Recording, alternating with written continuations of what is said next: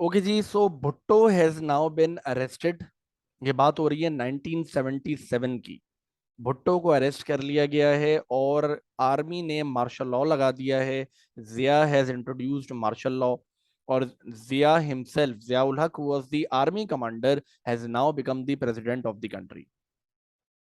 1973 का जो कॉन्स्टिट्यूशन था उसको सस्पेंड कर दिया गया है। ठीक है। नेशनल एंड प्रोविंशियल असेंबलीज जो भी थी उनको खत्म कर दिया गया, यानी जितने मिनिस्टर से सबको सस्पेंड कर दिया गया।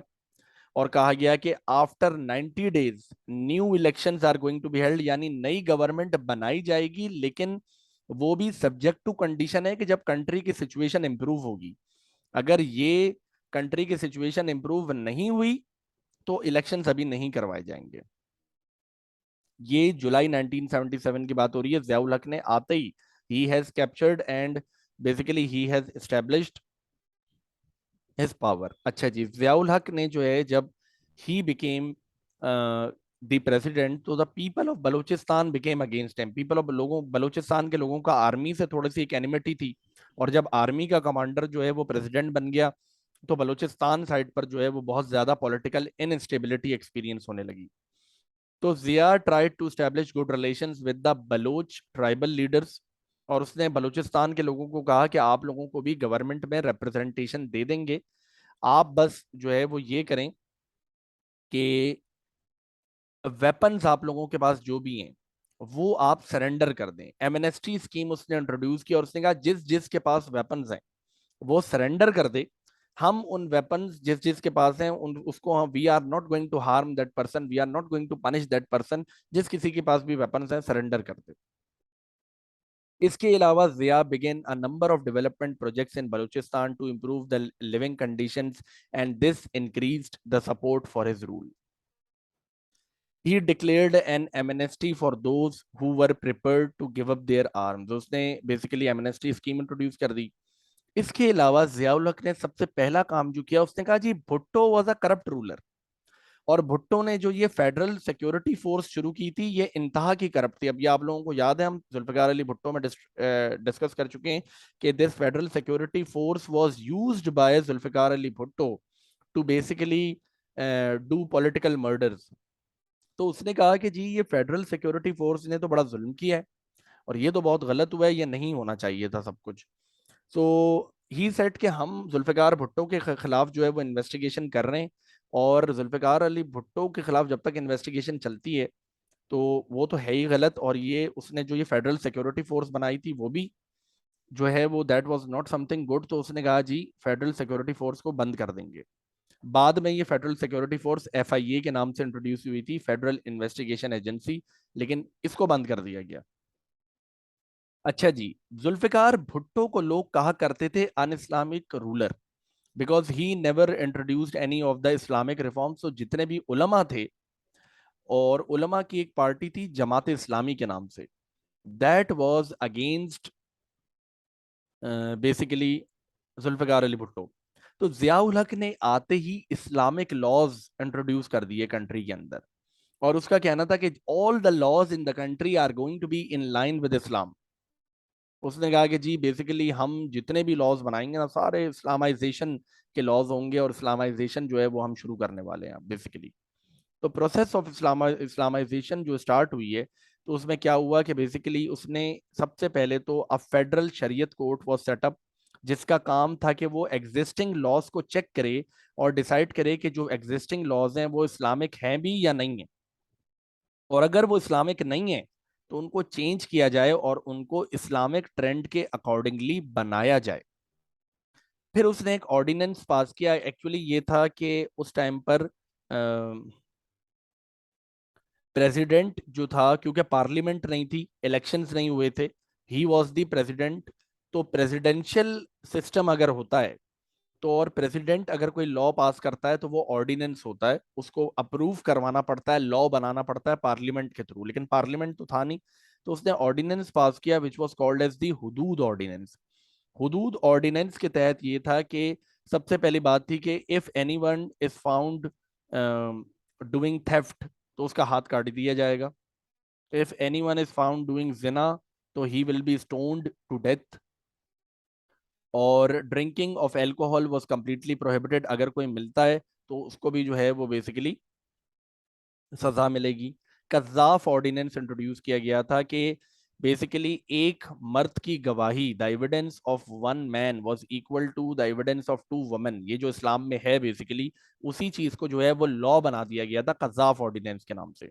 अब ये सारी इस्लामाइजेशन इसने इंट्रोड्यूस क्यों की है? इस्लामाइजेशन जो है वो बेसिकली इंट्रोड्यूस की गई थी, उसका पर्पस क्या था? उसका पर्पस था टू प्लीज द उलमा, और लोगों को खुश करना कि भाई मैं एक बड़ा इस्लामिक रूलर हूँ और मैं इस्लाम के अकॉर्डिंगली जो है वो रूल करूंगा और इससे जो है वो बड़ा लोगों को फायदा होगा। He created an Islamic penal code, Islamic penal code. Penal code क्या होता है? बेसिकली पीनल कोड का मतलब होता है कि जो जो पनिशमेंट्स हैं क्राइम्स के अगेंस्ट, अगर उनको एक जगह लिख दिया जाए तो वो पीनल कोड कहलाता है। तो एक इस्लामिक पीनल कोड बनाया गया, ठीक है। और बेसिकली ये था कि पनिशमेंट्स अनाउंस की गई थी so that the people should not be doing crime, ये पर्पस था। ये जिया का इस्लामाइजेशन का प्रोग्राम था जो जिया ने इंट्रोड्यूस किया था। और यूजुअली पनिशमेंट क्या होती थी? लैशेस इन पब्लिक या एम्प्यूटेशन ऑफ हैंड। ज्यादातर जो इस्लाम में पनिशमेंट है कि या तो कोड़े मारे जाएंगे, पनिशमेंट लैशेस की फॉर्म में जिसको कोड़े कहते हैं, या एम्प्यूटेशन ऑफ हैंड। इसके अलावा एक और बात थी कि if anyone is found doing disrespect of the holy prophet सल्लल्लाहु अलैहि वसल्लम, तो it was to be punishable by fine या इम्प्रिजनमेंट या फिर बोथ। तो इस पर भी उसने लॉ बना दिया कि अगर कोई नबी सल्लल्लाहु अलैहि वसल्लम की डिसरिस्पेक्ट करता है किसी भी सूरत में तो उसको गलत करार दिया जाएगा। अच्छा जी, directives were made including a dress code. Country में ड्रेस कोड इंट्रोड्यूस कर दिया गया था। Covering of the head for the females was made compulsory. Sports में फीमेल्स को हर तरह के गेम्स खेलने की इजाजत नहीं थी। और खास तौर पर ऑक्यूपेशंस यानी काम करने में, जॉब्स करने में भी हर तरह के ऑक्यूपेशन में वुमेन को जॉब्स नहीं दी जाती थी या इनकरेज नहीं किया जाता था कि वो जॉब्स वहां करें। एक ये चीज देखी गई। जियाउल हक ने एक और ऑर्डिनेंस इंट्रोड्यूस करवाया which is called as the Zakat ordinance in the year 1981। ज़कात ऑर्डिनेंस के तहत ये था कि बेसिकली 2.5% ऑफ ज़कात is going to be charged on the savings of the people. और बेसिकली ये था कि लोगों के बैंक अकाउंट्स में जितने भी पैसे पड़े हुए हैं उसमें से 2.5% जक़ात गवर्नमेंट डिडक्ट कर लेगी ऑन एनुअल बेसिस। लोगों के सेविंग अकाउंट्स में जितने भी पैसे पड़े हुए हैं उसमें से गवर्नमेंट 2.5% जक़ात डिडक्ट कर लेगी, जबरदस्ती डिडक्ट कर लेगी। तो शिया मुस्लिम्स जो थे दे बिकेम अगेंस्ट इट, और उन्होंने कहा कि भाई ये क्या जबरदस्ती की बात है कि आप कह रहे हैं कि जक़ात जो है वो देना लाजमी है, और हम पे तो अगर किसी पे जक़ात बनती ही नहीं है फॉर एग्जांपल, तो आप उसकी उसके बैंक अकाउंट से पैसे क्यों काटेंगे भाई जबरदस्ती? वो जक़ात क्यों दे आपको जब उसकी बनती ही नहीं है, तो वो आपको क्यों दे? So the people they started protest in Islamabad as well, और लोग इसके खिलाफ हुए इस बात पर कि क्या जबरदस्ती का ऑर्डिनेंस है ये। एक और ऑर्डिनेंस जो कि कहलाता है Ushr ordinance was introduced, where in there was a 5% tax on agricultural income which was introduced. अच्छा जी, you should be thankful to Ziaul Haq. Study of Islamiyat and Pakistan studies were made compulsory in colleges and schools. वो this is attributable to Ziaul Haq. Ziaul हक ने introduce किया था, उसने कहा था कि study of Islamiyat and Pakistan studies is going to be made compulsory. तो आज तक if you are studying Islamiyat and Pakistan studies, so basically that has been made by Ziaul Haq. अच्छा जी, इसके अलावा if anyone attempting an exam of civil services, civil services का exam देते हैं गवर्नमेंट में जॉब लेने के लिए, if anyone attempting a exam in civil services and he is a हाफिज, तो उसको एक्स्ट्रा मार्क्स मिलेंगे। ये भी एक लॉ इंट्रोड्यूस किया गया था in order to encourage the people to learn the holy Quran. Ordinance of sanctity introduce किया गया था कि रमज़ान में पब्लिक प्लेसेस पे खाना पीना मना है। अगर रमज़ान में पब्लिक प्लेसेस में कोई खाते पीते हुए मिला तो basically all he is going to be punish for that. Other than that, there was a council of Islamic ideology which was introduced, and the purpose of this council was to advise the government that the laws should be made in line with the Islamic teachings and principles. He also introduced Islamic banking, and now the term interest was replaced with the term profit and loss. तो जियाउल हक का सबसे बड़ा जो contribution है that is his Islamisation, जिसका एक बहुत डिटेल्ड पैराग्राफ आपके पास बनेगा, तो इसको तो सबसे पहले समझने की जरूरत है. The next thing that we have that has made Ziaul Haq famous is basically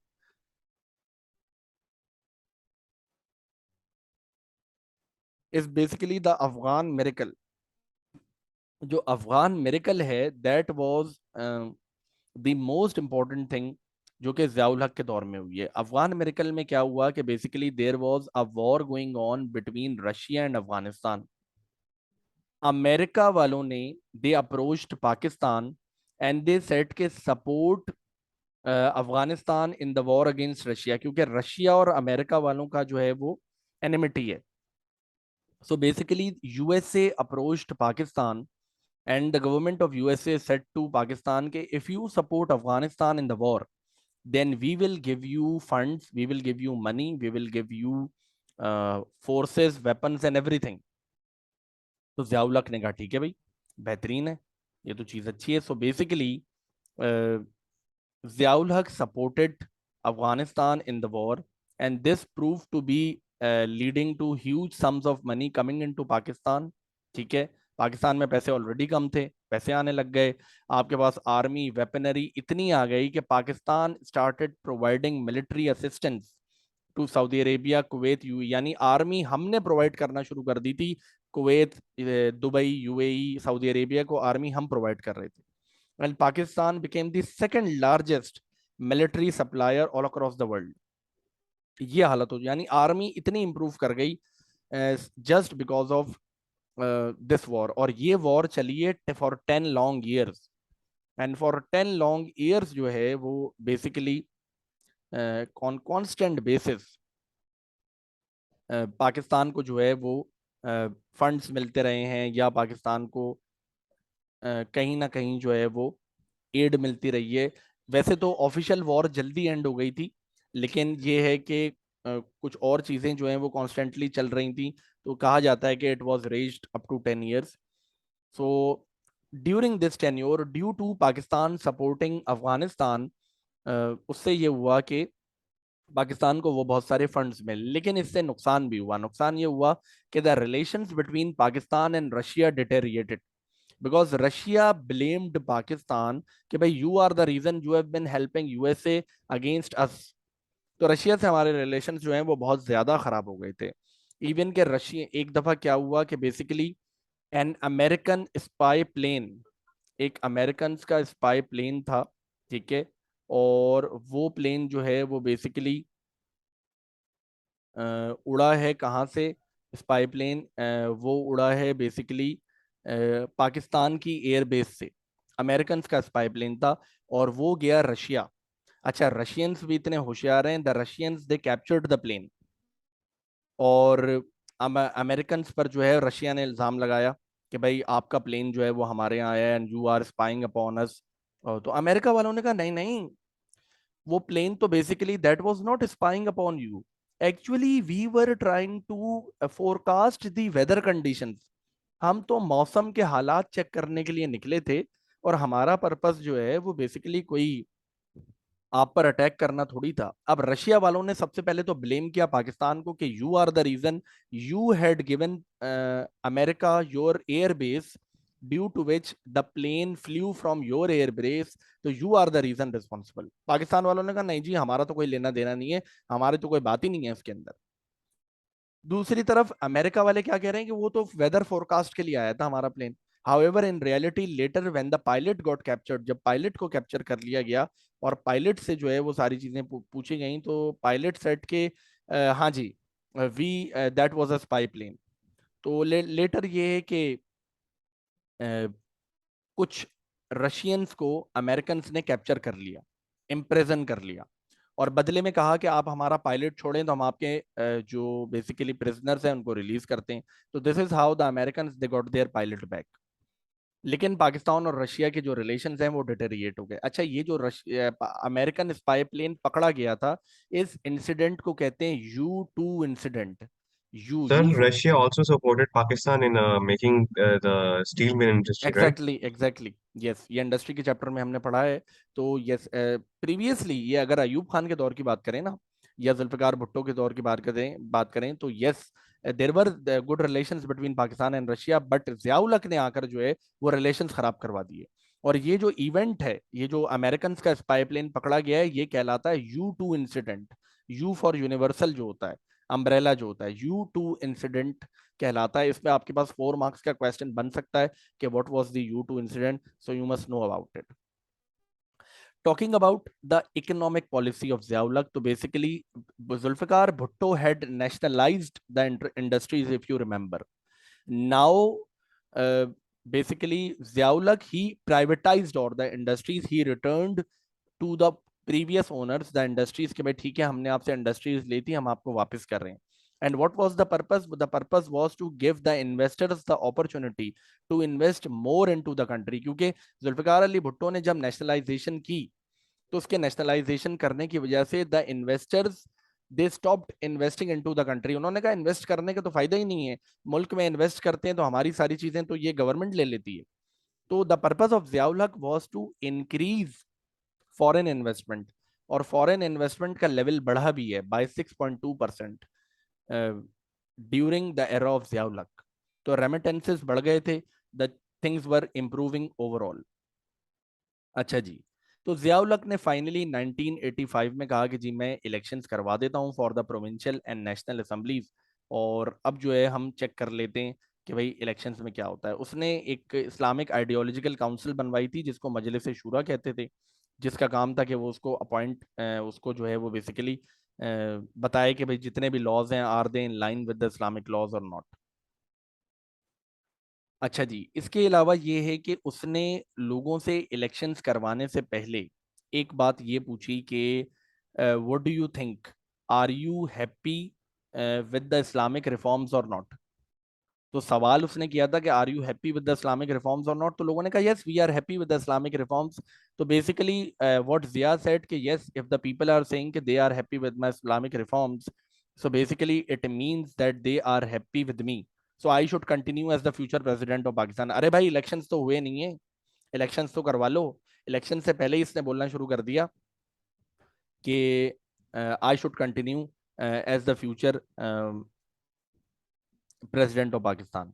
1985 में इलेक्शंस हुए, and the purpose of Zia was कि भाई पॉलिटिकल पार्टी के बेसिस पर इलेक्शन नहीं होने चाहिए, बल्कि इलेक्शन तो वन मैन वन वोट पे होने चाहिए। Everyone should be given the chance to fight for elections.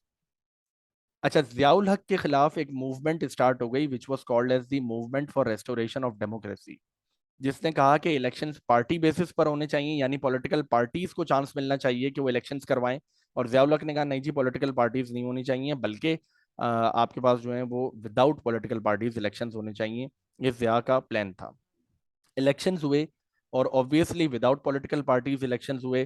तो this is how Ziaul Haq he won the elections and he became the future president. जबरदस्ती फ्यूचर प्रेसिडेंट बन के बैठ गया, and he appointed Mohammad Khan Junejo as the prime minister. अच्छा, फिर जियाउल हक ने जो है वो कुछ चेंजेस इंट्रोड्यूस कर दी। अ, उसके अंदर कॉन्स्टिट्यूशन के अंदर कुछ चेंजेस इंट्रोड्यूस कर दी। What were the changes that were introduced by him?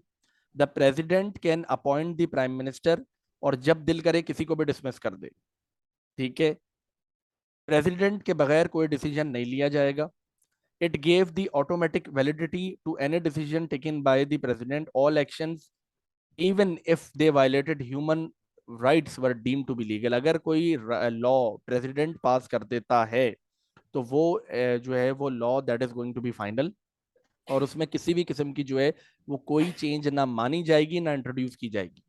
ये जियाउल हक ने कह दिया फाइनली कि भाई these were some changes that were being introduced by him, and that is called as the article 48, an amendment which was being it was introduced by him. अच्छा जी, जियाउल हक के खिलाफ जो मूवमेंट चल रही है वो चल रही है MRD, movement for restoration of democracy, ठीक है। और MRD का कहना है कि इलेक्शंस जो हैं वो पार्टी बेसिस पर होने चाहिए थे, जबकि जो नहीं हुए। अच्छा, और इसने सारी पावर कॉन्स्टिट्यूशन में चेंजेस करके सारी पावर अपने पास रिजर्व कर ली कि भाई मैं जो कहूंगा ना वो फाइनल होगा। तो इसका मतलब ये था कि भाई ये चेंजेस करने का क्या मकसद था। These changes meant that what ever the result of the election, कुछ भी रिजल्ट आए, फाइनल पावर किसके पास है, प्रेसिडेंट के पास है। और प्रेसिडेंट कौन है, ज़िया-उल-हक है। तो जो भी मिनिस्टर्स आ जाएं, जो कुछ भी हो जाए, कोई फायदा नहीं है, फाइनल पावर तो ज़िया-उल-हक के पास है। वो जो डिसीजन चाहेगा वही पास होगा। और वो तो प्रेसिडेंट बन चुका है, क्योंकि उसने लोगों से पूछा कि are you happy with the Islamic reforms, तो लोगों ने कहा हाँ जी ठीक है, वी आर हैप्पी। लोगों ने यस वोट दे दिया। जब लोगों ने यस वोट दे दिया तो उसने कहा ठीक है, कि people have agreed that I should continue as the president for the next 5 years. ये कहलाता है रेफरेंडम, जो उसने बेसिकली वोटिंग करवाई थी। एमआरडी जो movement for restoration of democracy थी, उन्होंने कहा ये क्या है कि आपने लोगों से पूछा और बेसिकली आप जो है वो प्रेसिडेंट बन गए, तो गलत है। और लोगों से कहा उन्होंने कि भाई इसको बायकॉट करें। लेकिन जो है वो लोग जो है वो ज़िया-उल-हक से डरते थे। तो लोगों ने जो है वो ज़्यादा जो है वो बेसिकली वोट नहीं किया अगेंस्ट ज़िया-उल-हक। और ज़्यादातर लोगों ने कहा कि हाँ भाई ज़िया-उल-हक अगर प्रेसिडेंट बन रहा है तो बन जाए, क्योंकि he was from the army.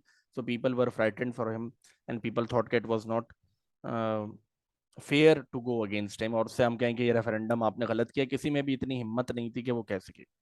अच्छा, ज़िया-उल-हक ने कहा मैं तो प्रेसिडेंट बन गया, लेकिन बाकी गवर्नमेंट तो अपॉइंट करनी है ना। बाकी गवर्नमेंट अपॉइंट करने के लिए इलेक्शंस करवा लेते हैं।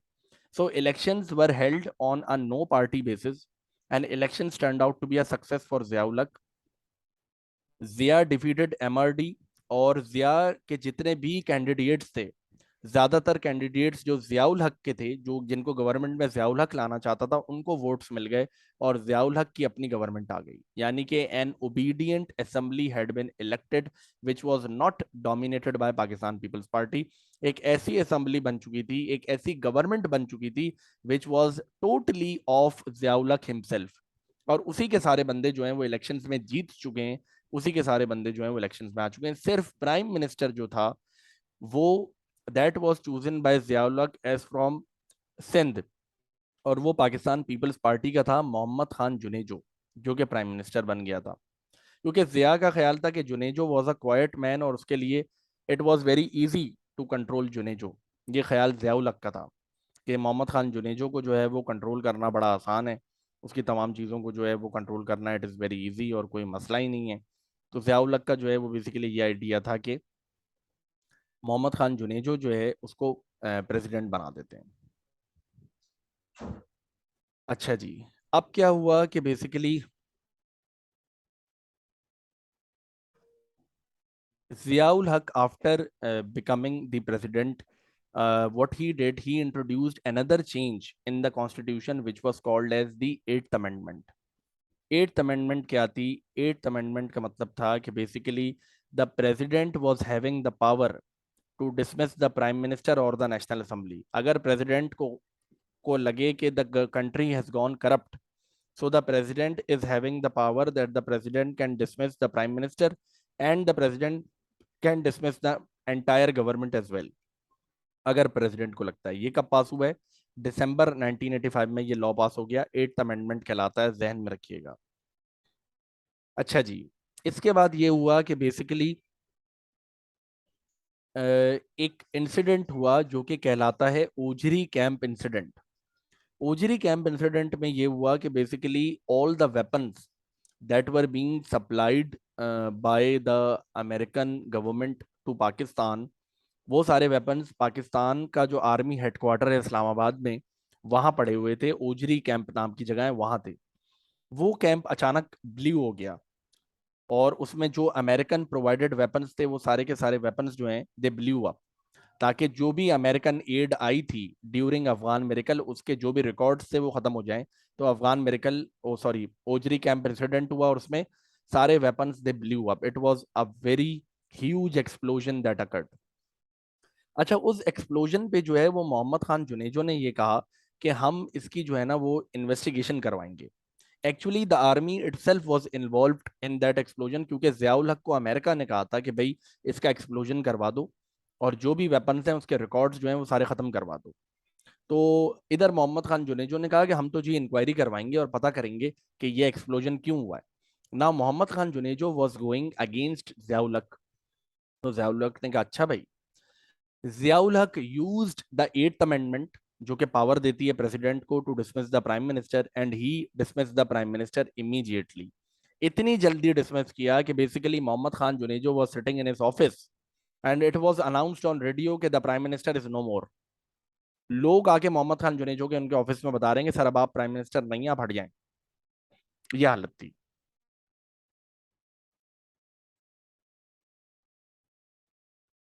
अच्छा जी। तो ये आपके पास बेसिकली ये ओजरी कैंप का इंसिडेंट है जो यहाँ लिखा हुआ भी है, you can refer to. So basically Ziaul Haq ही डिसमिस्ड मोहम्मद खान जुनेजो, और उसने कहा दोबारा इलेक्शंस करवाएंगे और जो है again a new prime minister is going to be appointed. ये बात हो रही है 1985 की, और इसके बाद जो है things were going on normal when basically 1988 में an incident occurred. What was that incident? Zia was accompanied by the US ambassador and 8 other generals, including the head of intelligence service, was traveling from an army base in Bhavalpur to Islamabad. ये भावलपुर से इस्लामाबाद जा रहे थे किसी काम से। US ambassador और army के सारे सीनियर्स जो हैं वो इसमें मौजूद थे। तो प्लेन उड़ा है और प्लेन उड़ते ही हवा में ब्लास्ट हो गया। All of the people they died, even Ziaul Haq, he died as well.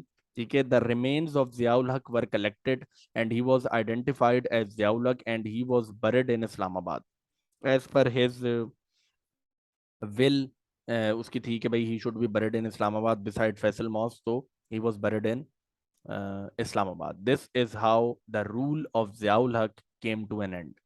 तो जियाउल हक पे अगर क्वेश्चन आता है ना भाई, तो जियाउल हक पे क्वेश्चन आएगा 14 मार्क्स का।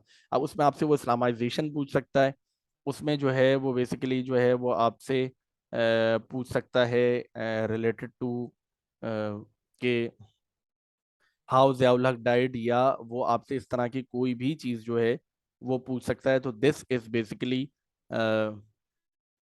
What is all about Ziaul हक।